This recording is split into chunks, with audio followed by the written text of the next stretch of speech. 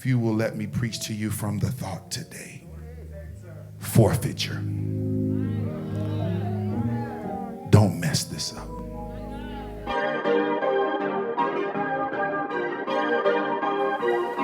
We're living in a day and an age where people are serving God out of emotionalism.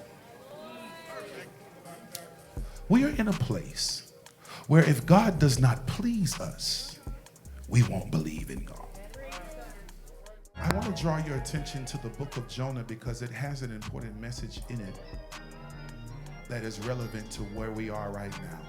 Now the word of the Lord came unto Jonah, saying, verse 2, arise and go to Nineveh. And I want you to prophesy against it because their wickedness has come up before me. Jonah rose up and fled to Tarshish from the presence of the Lord and went down to Joppa. And he found a ship and he got in the ship. And in the ship, verse 4, God sent a storm on the sea while they were in the ship. Our emotionalism is driving our spirituality. And I'm telling you right now, when you let that demon drive, you're going down the wrong road.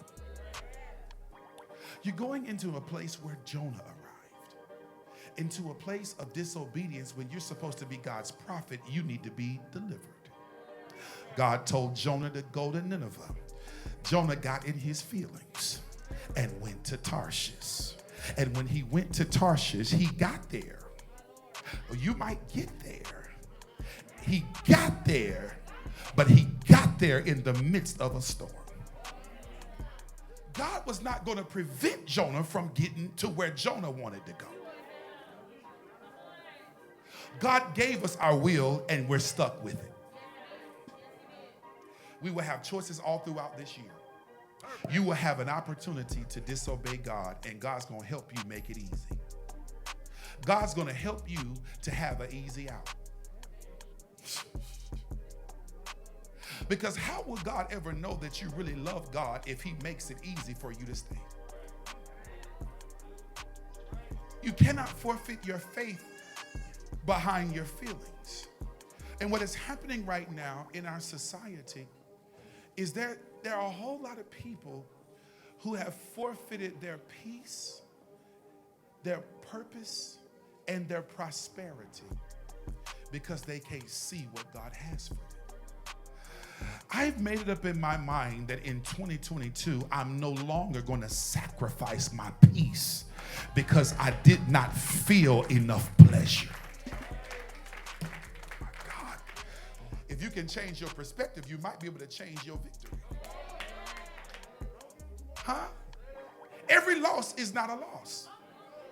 When you look at the totality of Job's story, he really didn't lose anything. He almost lost.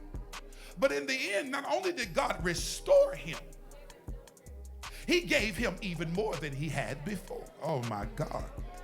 When I can go through hell and get double for heaven, I'll go back through. Look at your neighbor and say, in 22, are you ready to go back through? I serve a God who has never lost a battle. Double Shia. Glory to God. I serve a God that won't kill me when I want to die. I serve a God that, glory to God, would put me in the belly of a fish, then let me land in the sea. And that's why some of us up in here are alive today. That's why you survived the car wreck. That's why you didn't get killed. That's why you did survive that toxic relationship. That's why, glory to God, you couldn't kill yourself. That's why the degree program couldn't kill you. Glory to God, that's why the gang couldn't have you. And that's why you're still alive, because God said, it's not your time yet. I don't know what the doctor got ready to tell you. I don't know what COVID, I don't know what this and what that is talking to your mind, but you ought to jump one time and say, I'm not going to die, but I'm going to live to declare the works of God.